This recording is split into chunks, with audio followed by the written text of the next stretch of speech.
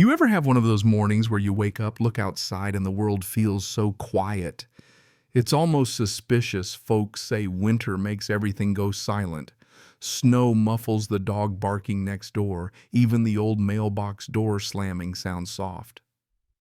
But let me tell you, my winters have never been silent. Not since the HOA decided my own lake wasn't mine anymore. I mean, picture this. I'm sitting on a 12-inch thick slab of Minnesota ice, minding my business at 6 a.m., just like my old man used to. The fishing rod he left me resting in my gloved hands, my breath puffing out in little clouds. It's so cold my coffee freezes if I forget to sip it. But the silence. It's peaceful, familiar, until I hear the sharp click, click, click of heels on the ice. And yeah, that's your first sign of trouble. Nobody who wears heels on a frozen lake is bringing good news. You know what I mean? So here she comes, Victoria Thornton, HOA president, marching toward me like the queen of winter herself. She's got a yellow paper in her hand, holding it out like it's a sword, and I'm about to lose my head. Mr. Walsh, you're in violation of Regulation 14B. All fishing activities on community waters require board approval. I remember just staring at her, trying not to laugh. Community waters. My dad bought this lake in 1962, paid $200 for it cash, showed me how to bait a hook right here before I could even ride a bike. She drops that citation at my feet and reminds me the winter festival's coming up. The board expects full compliance. And then she's gone, those heels echoing across the ice, tick, tick, tick, like a clock counting down to something bad. I pick up that paper and read it. $500 fine for unauthorized recreational activity. Bureaucratic jargon enough to make a grown man's head spin. But one detail stands out. The rule was passed 9 days ago, just in time for her to come after me. By the time I make it home, there's a second envelope in my mailbox. This one's thick, official, and cold as the weather. Emergency session, they say. The board just voted without warning to declare my lake a community asset based on 8 years of continuous use. I've got 14 days to sign over a permanent usage agreement or face legal action. No member vote, no owner, notice nothing. Just Victoria and her inner circle pulling strings while most folks were putting up Christmas lights. I head down to my basement past the boxes of tax returns, the old chest with my dad's papers. I haven't opened it since his funeral, but tonight I dig out every scrap, survey maps, warranty deeds, HOA charters. And tucked way back in those yellowed pages, I find a clause in the 1987 HOA charter section 4.2. Shaw Lake explicitly excluded from association governance. My dad saw this coming 30 years before Victoria ever set foot on our street. 3 days later, another letter emergency board meeting, no notice minutes already printed. Victoria claims the neighborhoods used the lake for 8 years, says my dad's silence means he agreed to it. Cites prescriptive easement rights, talks big about adverse possession. And get this, the only dissenting vote, her own daughter Meredith dismissed for conflict of interest. Yeah, that happened. That night I dived deep into Minnesota property law. Adverse possession needs 15 years of hostile use, not 8, and not with the owner's permission. And my dad gave the community permission at a barbecue in 2016. Victoria's whole case is built on sand. She's bluffing, hoping I'll cave under the threat of court fees and liens. Next morning, I call Frank Hollister, a retired real estate attorney who owes me a favor from helping him after a storm. He listens, then says, "Connor, what they're doing is not just wrong, it's potentially illegal. Emergency meetings, no notice, hostile action. She could be personally liable." Frank goes through my documents, glasses perched on his nose, and he's halfway between disbelief and anger. He says she's counting on intimidation. Most folks fold when the letters pile up. But you've got the law on your side and the paperwork to prove it. But you know, paperwork is one thing and small-town politics are another. By now, Victoria's telling everyone I'm the Scrooge trying to fence off their winter festival. At the mailbox, folks look away. At the grocery store, nobody talks fishing conditions with me anymore. And then there's Sophie, 8 years old, lives 3 doors down, stops me on the sidewalk and asks, "Mr. Walsh, are you a bad person?" My mom says you want to stop us from skating. I crouch down and say, no, sweetheart. I just want people to ask permission before they use something that belongs to someone else. She shrugs, runs home. That's how you know the story's out of your hands. Frank and I decide to keep quiet. No fighting in the newsletter, no yelling at meetings. We gather documents, get certified copies from the county warranty deed from 1962 plat survey, marking the property line's original HOA charter. Pete Galloway, retired from the county assessor's office, stops by to say he personally flagged my dad's parcel as excluded when the development went in. Even remembers the old sign private property Shaw family still out there under the brush. But Victoria, she doubles down.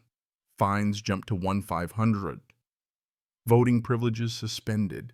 Threats of a lien on my house, my land, everything my father built.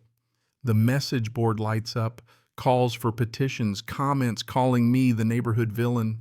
I see neighbors I've helped with car batteries or garden tomatoes signing their names to throw me out. I'll be honest, that nearly broke me. There were nights I almost gave in, thought about signing just so life could be simple again. But then I remembered my dad on the porch. Never let anyone take what's yours, son, but never take what's someone else's either. The difference between sharing and surrender is whether you have a choice. Victoria wasn't asking me to share. She was demanding surrender. That's when I finally find it, the plat survey signed by the county surveyor in 1962. Property lines, water rights, everything spelled out. Frank says it's ironclad. At the HOA meeting, I sit in back folder on my lap, heart pounding. Victoria gives her speech, family's tradition, $12,000 for charity, and now the threat of one selfish neighbor ruining it all. I raise my hand. I'd like to speak. And with every eye on me, I lay out the evidence warranty deed survey, HOA charter, all certified. I read section 4.2 out loud, Shaw Lake and lot 47 private property excluded from HOA governance. Frank stands and says, every document here is county certified. I've been a real estate attorney for 35 years. The HOA has no legal claim. Then it's the neighbor's turn. Harold in the third row remembers my dad letting folks skate because he was kind, not because he had to. A woman in the back says she heard my dad give permission at that 2016 barbecue. Pete confirms the property lines. The mood shifts.